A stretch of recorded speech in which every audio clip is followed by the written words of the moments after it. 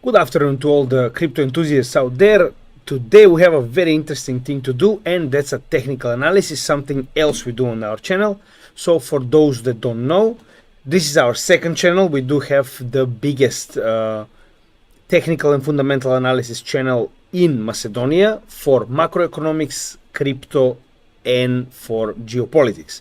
So in this case, we have four main subjects that we are always working on our channel, which are the macroeconomical analysis, which is the actually fundamental analysis of markets.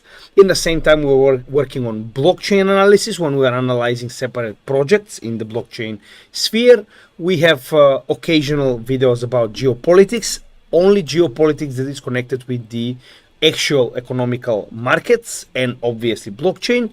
And at the end also we have technical analysis on which we will be working today.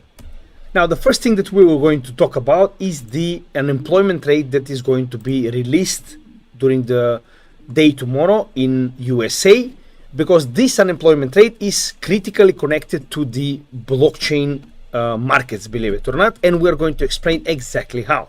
Now, let's not forget the unemployment rate in America is one of the main reasons the Federal Reserve of America exists. The Federal Reserve is actually the Central Bank of America, which in this case is called a little bit different, not like every other country.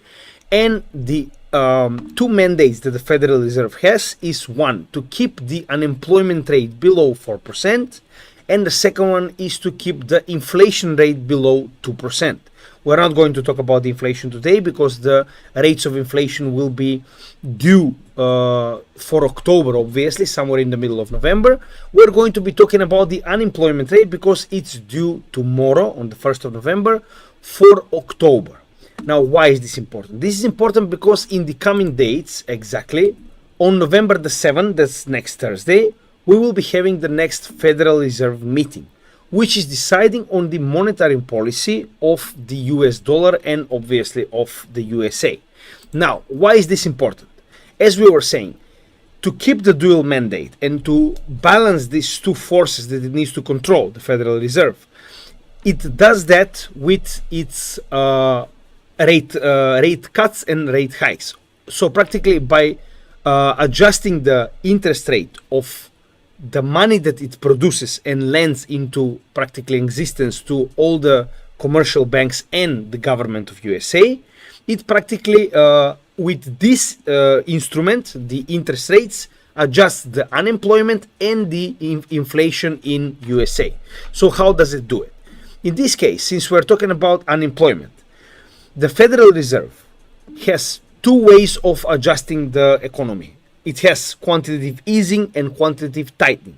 These periods of quantitative easing and tightening are connected to the times where the Federal Reserve is printing money and borrowing them into existence to commercial banks, which is actually meant to help the US government with the debt, right? So practically it's buying US debt. The commercial banks are just the medium how it lends money. So just to explain half of this process, I have found a proper presentation, let's say, which is quite simple, and we're not going to explain the part where the quantitative easing done by the central bank is actually borrowed to the actual government. We're just going to explain one part which is more important for this video, which is the lending to the commercial banks. So the commercial banks are actually giving US debt, which is, doesn't matter if it's bonds or if it's bills or if it's notes. All these types of debt of US is actually borrowed as a deposit from the commercial banks to the Federal Reserve, for which they actually have they are given newly printed dollars. In this case, that's called the quantitative easing. More dollars are printed into existence and given to the commercial banks, which later on are actually borrowed to the government, but we forget about that part right now. More we have a situation where money are coming into the market, right? So more dollars are printed out, given to the commercial banks. The commercial banks can actually give this money to any kind of person, company, corporation, etc., including the government of US. So all this money that are coming in the system are actually making the inflation higher. So when we have quantitative easing and more printing of money, we are coming to the point where we are practically producing inflation, and the other way around. When we have situation where the Federal Reserve is raising its interest rates, when it starts raising the interest rates, the money that already lended to the commercial banks are becoming more expensive to hold borrowed, right? So in this case, since we have seen in the last 1 year, the Federal Reserve has raised the rates from absolute zero to 5.5%. So in this case, the commercial banks, including the, again, people, companies, corporations, are trying to give this credit back as soon as possible because they don't know how high and how long will this remain. We're talking about the interest rates. So they're trying to get rid of the debt as soon as possible, and that way we're contracting the economy. So that's called quantitative tightening, where this money that was previously lended to the banks and through the banks to the people, corporations, countries, etc., now are coming back because of the high interest rates, and the other way around. When we have situation of quantitative easing, the Federal Reserve is effectively lowering the interest rates. Now, why is this very important and connected to the unemployment? Anytime that we are in a quantitative easing period, there are more money on the markets, the economy is growing, and there is a lot less interest to be paid for borrowed money from the commercial banks.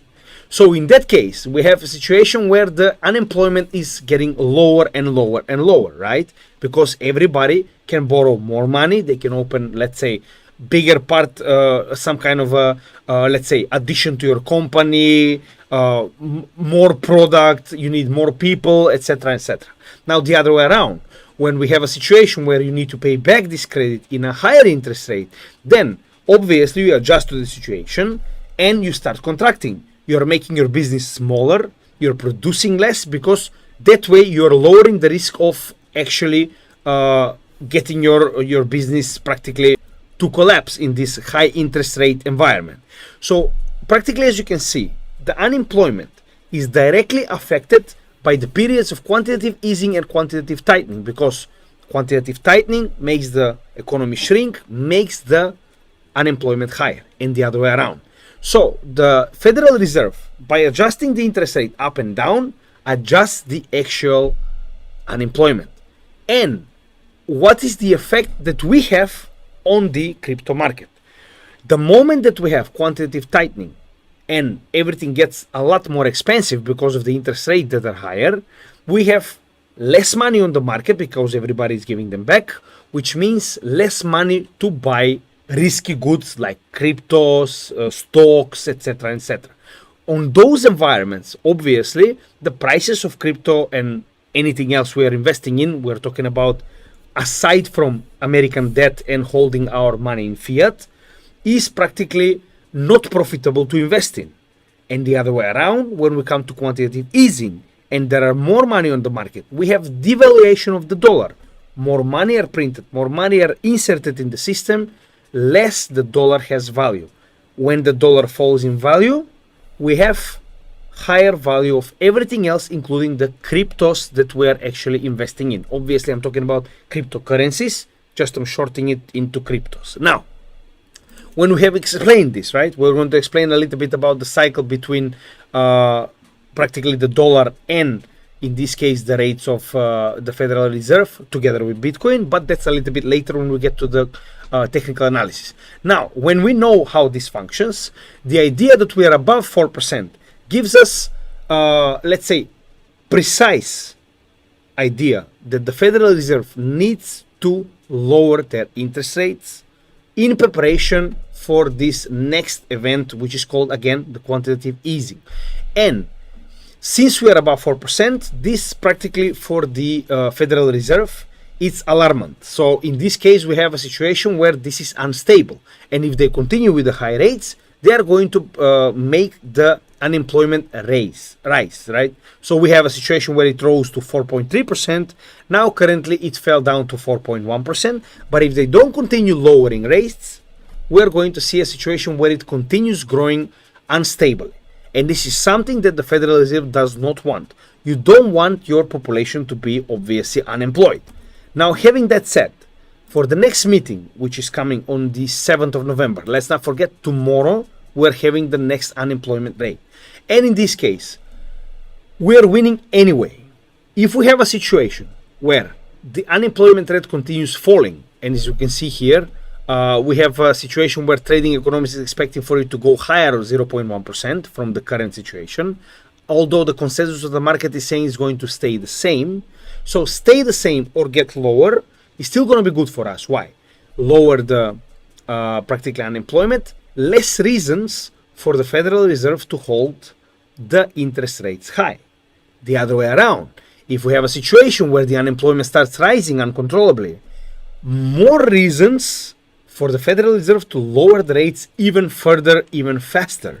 Now, to explain this properly, I have a chart where we can see the unemployment rate and the federal funds effective rate. This is the, as we were saying, interest rate on which the Federal Reserve is borrowing money into existence. We can see that every cycle where we had the Federal Reserve raise rate to control the inflation, we had what? Making the unemployment higher. As we can see, according to the percentage over here, from 4 in 2008, from 4%, the unemployment rose to above 10%. What did the Federal Reserve do? Lowered very fast, very hard its interest rate to give an effect of lowering the unemployment over time. We can see that it's the same effect constantly. Higher rates, what comes next? Higher unemployment. What did the Federal Reserve do? Lower the interest rates very fast, so the unemployment will come down over time. Higher rates, higher unemployment. Fed, what did they do? Lower the interest rates, so it's going to lower the unemployment at this moment.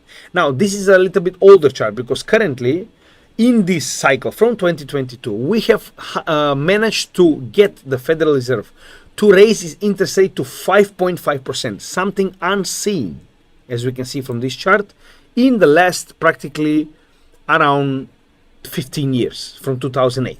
So, what we can expect in this situation is that the Federal Reserve, which currently stands from 4.5 to 4.75% interest rates, will be continuing with the lowering of the interest rates. In this case, we have 91.8% of the market saying that they're expecting a lowering of 0.25% from the first 0.5% that we got last meeting, that was in practically September. So in this case, we're expecting that the Federal Reserve continues on the path to quantitative easing. We still didn't start with quantitative easing, which means that it's going to start printing money, potentially this meeting, and this will, as we were saying, lower the value of the dollar, which will eventually get all the other markets like the stocks, in this case cryptocurrencies, resources like gold, etc., to start rising in price. So, since we have explained this very important thing, what we need to keep an eye for tomorrow's day, obviously, is the lower this gets is better for us, the higher it gets is better for us. So in any direction, we're going in the same direction regarding the policy of the Federal Reserve, which means we're going in a very positive practically projection for the crypto market in general. Now, next thing I want to talk about is the US economy growth. This is information that we have received on the 30th of October, and it's very important because although it did grow 2.8%, we're talking about the GDP of US, all the United States, it did miss the projections, which in this case were around 3 to 3.3%. Why is this important? Because it's not only that we have achieved growth, it's very important that it practically keeps into the projections that the market was expecting for. Why am I saying this? Unfortunately, markets are very skittish, so they scare very easily when we do not reach the expected projections. Even if, in this case, we're talking about positive outcome, positive information, the fact that it didn't reach the consensus and, let's say, forecast that it was given by the market itself, look what it practically did on the market. So we have a situation in which today S&P 500 has fallen around 1.9%. So on the close of the market, it fell 1.9% from its previous, let's say, start, together with the Nasdaq, which fell 2.4%, and Russell 2000, which fell 1.6%. What does this mean? This means that every time we have this kind of information, we need to practically understand what we're expecting out of these projections, right? On the other hand, every time we have something in the, let's say, expected projections, then the market does not, does not affect itself very volatilely. The other way around, when you have a situation, even if it's positive or negative, when it does not meet what was expected on the market, it does practically have this very brutal effect in one or the other direction. What does that mean? When we have lower than expected, obviously we are having FUD on the market, fear, uncertainty, and doubt, and people are practically exiting the market. They are selling what they have on the market. In this case, they are selling stocks in S&P 500, Nasdaq, etc., and they are practically exiting to fiat, and the other way around. If we had higher projections, let's say in this case, if we had instead of 3, we had 3.5%, which would be overdoing the target or the forecast that we had, then we will have a different situation. FOMO, fear of missing out, where because we had more, let's say, positive outcome from what we were expecting, but we're talking a lot more than what we were expecting, we're having a situation where people will be literally jumping in the market to use the, let's say, this positive narrative, right? Now, unfortunately, on top of this, except for the fact that we had missing of the projections of the US growth in GDP, we also have the threat of Iran again attacking Israel. Why is this important? Now, this is again something that we have literally painfully talk about on the Macedonian channel in countless videos. Why is this important? Because let's not forget, geopolitics, no matter if you like it or not, we're not going to talk about who is to be blamed. We're not going to be talking about who started what, who needs to do what. No, we're going to exclusively talk about the effects of the geopolitical tensions in the world and how they affect the markets. In this case, the fear that Iran might attack Israel before the US elections brings other kind of fear on the market, which is connected directly to what? To the oil market. Practically in this case, we're going to be analyzing the oil index. Let me just find it. So the oil index, this is the index that's practically, we can see the price per barrel of oil, right? So what is very important here? We need to understand. So I'm going to practically switch off the just for a moment so we can understand it better. We can see what's going on the, sorry guys, but I'm using a lot of indicators because I'm doing this for a very long time. Now, what we can understand in the price of oil is that every time we have any kind of incident in the Middle East, we have the price of oil growing. We're going to explain why. Now, this, although is written in Macedonian, I'm going to be reading because this is the main chart that I'm using for the Macedonian channel. The killing of Nasrallah. The killing of Nasrallah means that we are having a situation where Israel has escalated the war against Lebanon and against Hezbollah, which means they are practically bringing more FUD to the general region.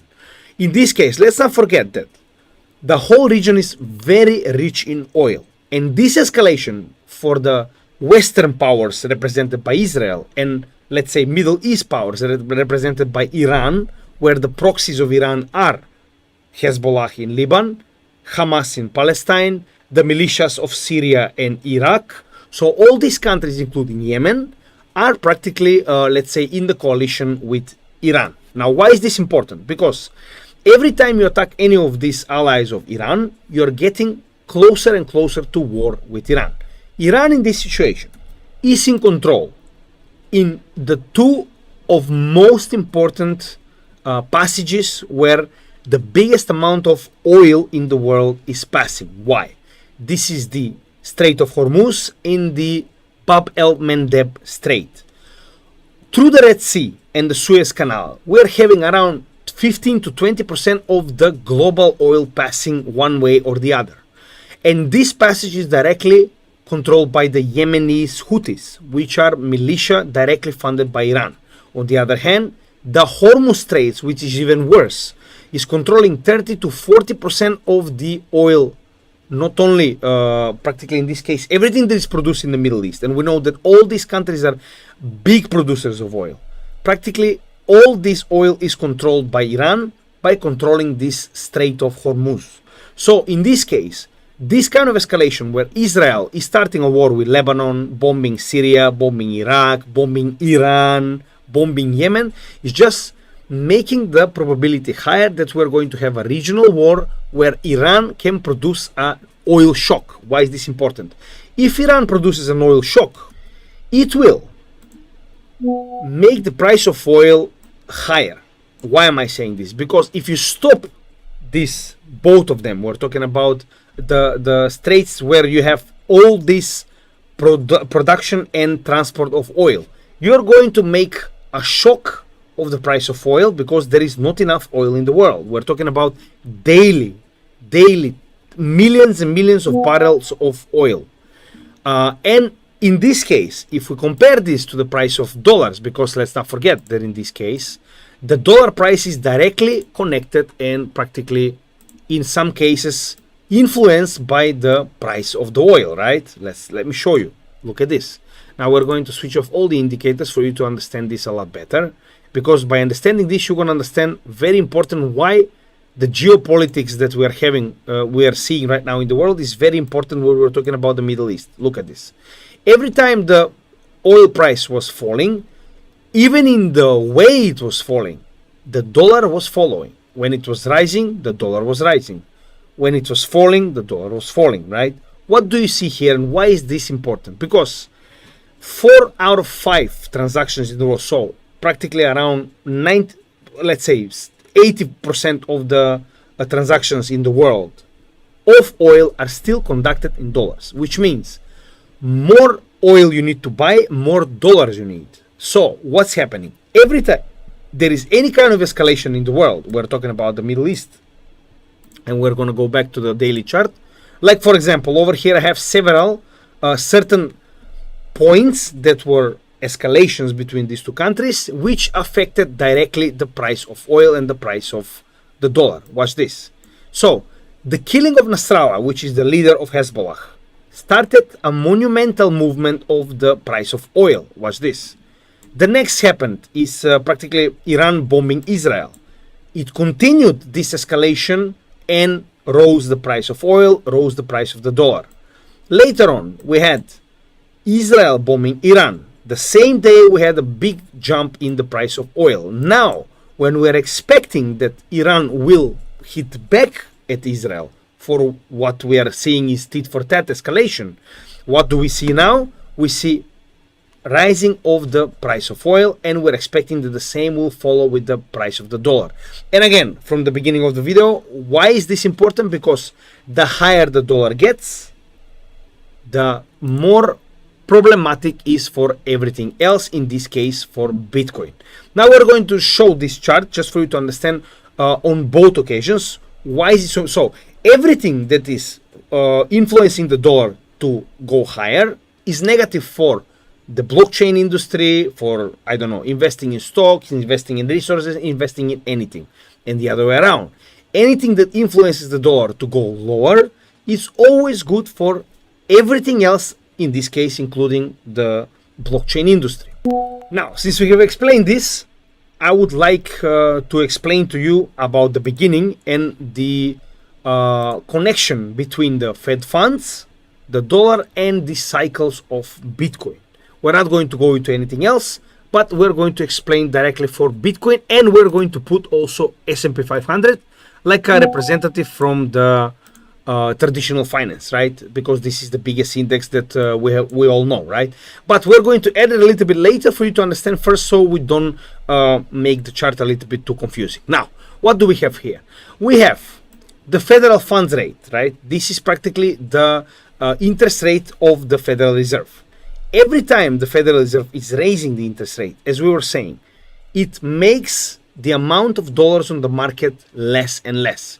What happens then when we have this contraction of the market itself and pulling of the dollars from the market back to the Federal Reserve? We have what? The dollar starts rising in price. What does that make? Makes a bear market for everything else. Why? Because less dollars on the market, higher price of the dollar, everything else is practically losing in value, including Bitcoin in this case in the 2018 to 2019 bear market. The other way around, when we had a situation where the Federal Reserve, and again, this is connected to the unemployment that we were talking about, because the unemployment over here was very high. We're not going to go into that. The important part is when the Federal Reserve starts contracting its, in this case, lowering its interest rates, or as they call it, rate cuts, we have a situation where the dollar starts losing value. When the dollar starts losing value, because with the lowering of the interest rates come quantitative easing, printing of money, and flooding the market with money. We have a situation where more money, more dollars means less value of the dollar. What happens? Bull market. What are we seeing next? Again, because of a high, in this case, we had high inflation. So practically, what does the Federal Reserve do? Gets the rates of the Federal Reserve higher, which means that the dollar follows suit. Less, again, same situation. Less dollars on the market, bigger price of the dollar, bigger value of the dollar. What does the price of Bitcoin do? Gets lower. Once we got to the point to finish with the high rates, what's happening right now? We just started lowering the rates. And as we can see, the cycle of lowering the rates is going to continue potentially throughout the next year. If this does so, then what's going to happen? Quantitative easing, printing of money, lowering the value of dollar, which means Bitcoin is about to go up.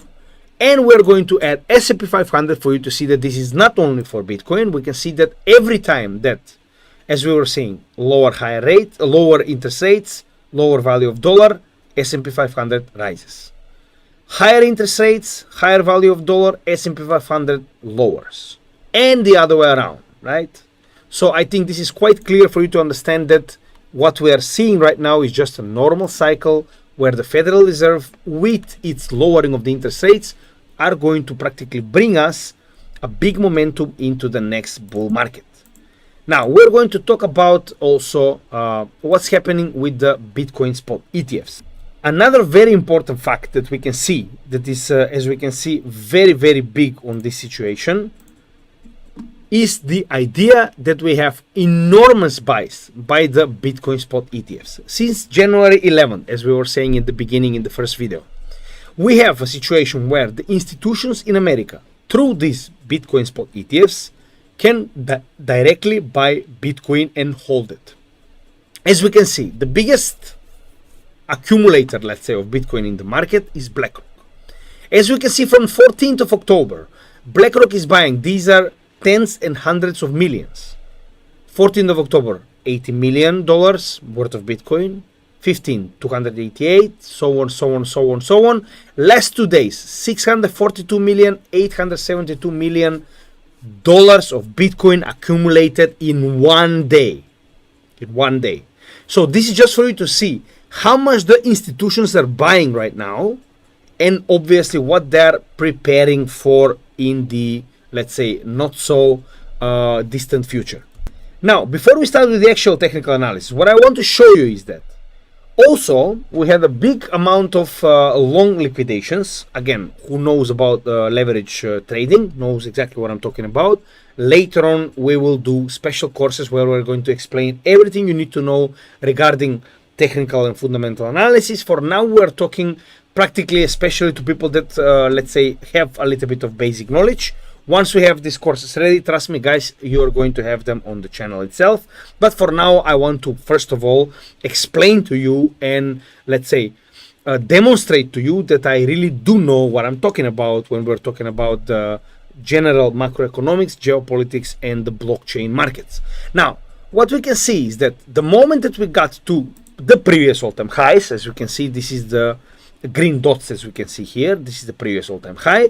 We had a big, let's say, correction down from the price of Bitcoin. Why is that so? Because we have a situation where All this leverage trading, these are people that are practically borrowing against the market and hoping that the price of Bitcoin will continue growing, are putting, in this case, stop losses of their leverage positions for long around this area, around 70,000. So what happened? In this case, since most of the, let's say, big players, we're talking about whales and institutions, knew that we were not prepared to break against the previous all-time high around 74,000, expected that these people will be putting long positions. So what they did, they sold a bit of their positions, which sometimes is like 2, 3, 4,000 Bitcoins, and lower the prices enough to activate their stop losses, in this case for long positions, and get the price even lower to around 70,000, where they accumulate, as we can see, even more for their future positions. Because what they did, they sold in profit and they practically bought lower for what we're expecting to continue going onwards. Now, again, in this case, I would also argue that this is a retest of the 70,000, because this is a very important psychological level for Bitcoin. All the 10,000s, 60, 50, 40, and onwards up 80, 90, 100 will be very important psychological barriers. As you can see, the price before was obviously resistance. It broke through. Now it's retesting this resistance potentially to continue going upwards. But the main reason why it restarted 70,000 is literally that it practically got to the point to liquidate, in this case, as we can see, today, to this point, $190 million of long leverage positions. Now, in the technical analysis, I have a lot of technical indicators. So I'm going to talk for people that actually use these indicators, and later on, again, when we get to the point to prepare all the presentations that we're preparing for you, you will be able to practically go through these presentations and understand every single indicator, every single formation that we are using to understand the technical analysis. I know it's a little bit technical, I know it's a little bit, let's say, complicated, but stick with me. People that know technical analysis will understand exactly what I'm talking about. People that don't will soon have the chance to learn. Now, as we can see, except for the psychological level of 70,000, we also have the Bollinger Band, which in this case is also very hard resistance. The higher band of Bollinger Bands, as you can see, every time it gets hit, we have a correction. Every time it gets hit, we have a correction inwards. The other way around as well. Once we get to the point to correct to the lower part of the Bollinger Bands, we also have a correction to the other side. So in this case, as you can see, it takes time from all these hits for the Bollinger Band to practically expand on the upper side and the price to continue going upwards. So for now, except for the 70,000, the higher band of the Bollinger Bands is also a very strong, let's say, resistance of the movement of the price. Very important, but this is only short, because again, with all this pressure to go upwards, it's going to eventually get it to go a lot higher. Now, as we were explaining about the long positions, in this case in leverage, we do have a zone of short squeeze positions, which is the other way around. These are people that are practically hoping that the price will continue going downwards, and in this case they're actually positioning themselves the other way around, where the stop losses of these positions are somewhere from around 74 to around 80,000, which is called the short squeeze zone, except at least according to me. What does that mean? That means that when the price of Bitcoin starts going up, as we can see that it did on the 30th of October, when we have first reached 74,000, this was practically 1 day ago, we did what? We practically started liquidating all these people that have put their stop loss above 70,000, and by liquidating them, the price of Bitcoin started going up and up and up and up. Now, we're going to explain that as well. There will be a special video where we're explaining leverage trading and why it's practically so volatile for the market with all these stop losses being liquidated, but again, in the future. In the meantime, what else we can see is that finally we have turned this market cipher middle range, let's say, trends of the market cipher as a as a support. So we have retested it. Now it's support to go for the next level upwards. Something similar we can see in practically, that was exactly around October 2023, which have started this massive move to March 2024, where we not only Bitcoin but also the altcoins have had a very good run, right? So as you can see, one of the main reasons was actually this, the retest of the middle range bonds of the market cipher to practically support the price to go upwards. Now we're at the same level. Additionally, we are in a formation which is called the flag formation. As we can see over here, this is the practically pole on which the flag is held, which is actually a formation of accumulation, where we have a long-term formation from March to now, around 6 to 7 months, where we have been stuck in this channel of accumulation. And then once this channel of accumulation is broken, we're expecting that this pole on the other way, practically of the channel where the price was broken, will get the price up to practically 100,000. Again, historically, we have been finding these trends all over this chart. As we can see, 1, 2, 3, over here we have another one. All these are the same formations of the price of Bitcoin going upwards. Now, also what we can see over here is that the indicators themselves on a weekly chart are very positive. Why? We just have broken up from practically zero. This is the MACD, where the signal and the basic practically two moving averages of the MACD are very far apart and are in bullish position to go upwards. Same we can see for the RSI, which have practically retested the 50 level and now is going up. Now it's on practically 60 points. Above 70, it's considered to be overbought, which means that the price is too high and it's overpriced. In this case, since it's 10 points below 70, it's still very early to get to the point to be overpriced. Stock RSI, which is one of the fastest indicators we have, it's very high, but as we can see, sometimes it can get high and stay there for months before correcting downward. So we can see that the whole momentum is quite bullish. Again, we're not going to go into lower time intervals because don't forget, we are doing macro analysis. We're not going into lower intervals. Very rarely when we have something to demonstrate, but generally we're sticking to the higher intervals like weekly and monthly. Also, we can see after the first golden cross being realized on January 2024, we have practically a month ago crossed into a second golden cross, first time in the history of Bitcoin, where the 200 moving average have crossed above the, 100 moving average on a weekly basis have crossed above 200 moving average again on a weekly basis, which is a lagging indicator, but generally is one of those indicators that is showing long-term bullish momentum. And the other way around, when this range crosses the other way around below the, let's say, higher range, we're going to have a dead cross, as it's called, not golden cross, which practically shows a bearish momentum of correction downwards. But since we're in a bull market, as we can see, this is continuing on the same trajectory as we explained in the previous chart. Over here, I want to explain to you something else. This is called the MACD. This is a very interesting, let's say, instrument, which can show you also on a weekly basis. These are macro movements of a certain chart. The same place where we saw the correction to the market cipher bands.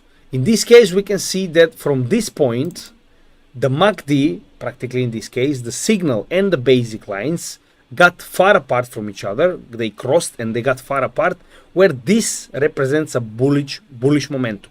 As we can see, these waves are also showing the strength of the momentum itself. So what do we see? This is practically from the moment they crossed each other. This is where October 2023 to the moment they crossed back, which is where April, practically the beginning to the middle of April, which is exactly what we mentioned on the previous chart. The momentum that we had, as we can see over here, massive momentum on Bitcoin and on the altcoins before this correction, where we actually had a massive downturn, as we saw. The signal line crosses below the basic line and it starts a bearish momentum. Even the wave of strength went under zero, which shows that we have a bearish momentum, again measuring it in strength downwards, until we finally crossed where? On the other way around. As we can see, we finally managed to cross again in a bullish momentum, where the wave also crossed above zero. And as we can see, we're practically in a similar situation like the start of where the October movement of the Bitcoin price. So as you can see, technical analysis is more and more showing us that we're in a bullish momentum. Another very, very tough and very, very, let's say, long thing.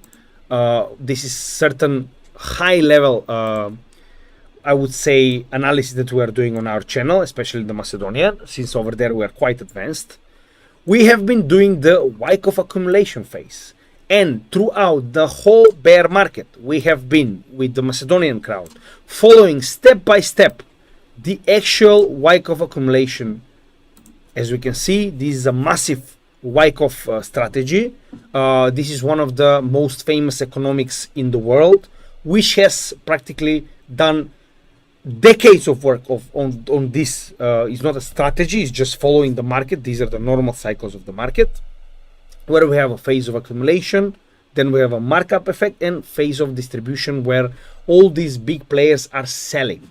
So Wyckoff has practically stated that we're talking about men behind the curtain, which are the big players, which are manipulating the market, and this is the way they are doing so, with these constant shakeouts, right? But again, we're going to go into details. Again, this is going to be part of the technical analysis. For now, what we need to know is that if we compare this on a weekly level, and we see that the Wyckoff accumulation phase have finished a long time ago, what we can determine here is, just a moment, that now we're in where? We're in the markup part, where we have several corrections, which sometimes may be 30 to 40% of the price of the good that we are following. In this case, as we can see, this might be happening several times, and this is one of those several times where we had this correction that we're currently seeing, which in total was around, from the highest peak, so just a moment, around 33%. Let's just check. So as you saw, 33%, and what we are currently seeing is this, the same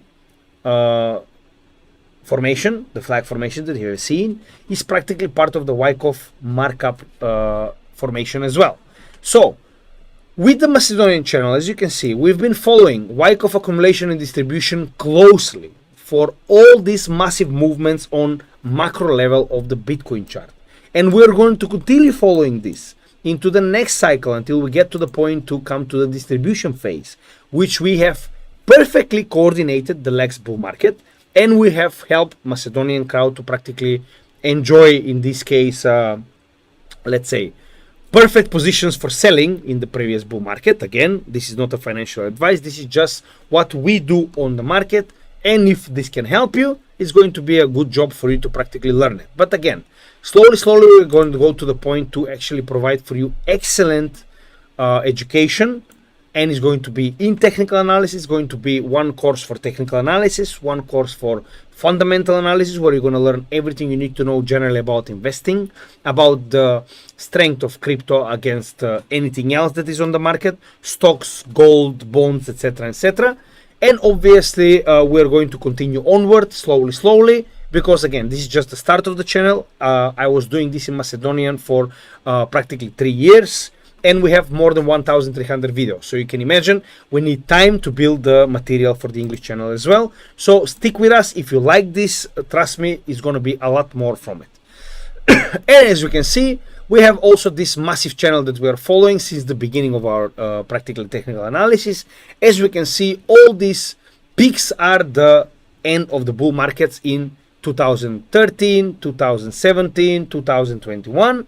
And as we can see, the lower part of this channel was usually the place where the bear markets were finishing before starting of a new bull market. As we can see, this lower band was usually the support that started the next bull market.